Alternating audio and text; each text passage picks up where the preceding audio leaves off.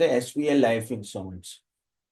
ये भी एक ऐसा स्टॉक है जो अपने कॉम्पिटिटर से सामने, यानी आप आईसीआईसीआई लोम्बार्ड, सॉरी आईसीआईसीआई ले लो, देन एलआईसी ले लो या एचडीएफसी लाइफ ले लो, इन सब के सामने, आईसीआईसीआई प्रू लाइफ, इनके सबके सामने ना आई थिंक इस स्टॉक ने ना कंसिस्टेंटली अच्छा रिटर्न दिया है ना, मच मच बेटर रिटर्न। और उसका रीजन कि इसका रिजल्ट अच्छा आता है, इसकी ग्रोथ भी अच्छी है। And SBI as a brand has really grown in life insurance a lot.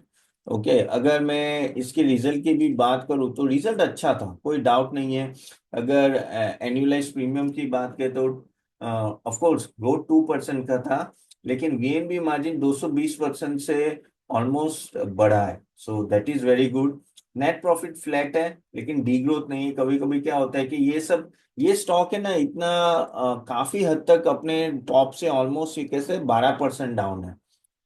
अगर ओवरऑल ओवरऑल तो 12% बहुत कम है, और ये परफॉर्म किया है ओवर द इयर्स, लेकिन रिजल्ट ठीक था, यानी इतना ग्रेट भी नहीं था, तो ठीक था। और अगर हम लोग आगे बात करें तो वीएनबी मार्जिन जो बढ़ा है वो उनके लिए सबसे बड़ा फायदा है। उनका नॉन पार ट्रेडिशनल प्रोडक्ट सेल्स अप है, यूलिप अप है। तो यूलिप में थोड़ा अप है, लेकिन वो धीरे धीरे उसको रिड्यूस भी कर रहे हैं, बिकॉज वो कॉन्शियस डिसीजन ले रहे हैं कि यूलिप में थोड़ा कम करने का। ऑपरेशनल स्ट्रेंथ इनकी अच्छी है, परसिस्टेंट रेशियो स्टेबल है, कॉस्ट टू एपी भी मेंटेन है, और कंप्लेन रेशियो भी काफी लो है। सो कंप्लेन रेशियो भी बहुत अच्छा होता है, क्योंकि कंप्लेन रेशियो में क्या होता है कि आपको फिर एक अच्छा खासा अमाउंट भी पे करना पड़ता है आगे जाके।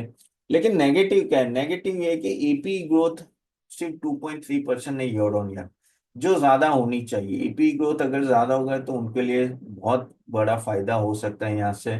अगेन जो भी है, जो भी इंश्योरेंस बिक रहा है वो खास करके उनके बैंक चैनल से बिक रहा है। सो कहते हैं ना कि बैंक का चैनल जो कहते हैं ना, यानी आप ब्रांच में जाते हो और ब्रांच में आपको कोई इंश्योरेंस पिच करता है, उनके एम्प्लॉयज को भी कमीशन मिलता है, प्लस उनके टारगेट्स होते हैं कि आपको इतनी इंश्योरेंस पॉलिसी साल में बेचनी है। तो वो उसके वजह से क्या होता है कि एक ही जगह फोकस है। आपको एसबीआई लाइफ इंश्योरेंस के एजेंट कम मिलेंगे, आपने देखा होगा एचडीएफसी लाइफ के एजेंट होते हैं, एलआईसी के एजेंट होते हैं, आईसीआईसीआई के, लेकिन एसबीआई की लाइफ के मैंने बहुत ही कम एजेंट देखे, इवन बजाज के भी मैंने काफी एजेंट देखे। तो वो काफी हद तक अपने ब्रांचेस पे डिपेंड है, तो वो एक नेगेटिव कि वहां अगर नहीं हुआ सेल तो प्रॉब्लम है।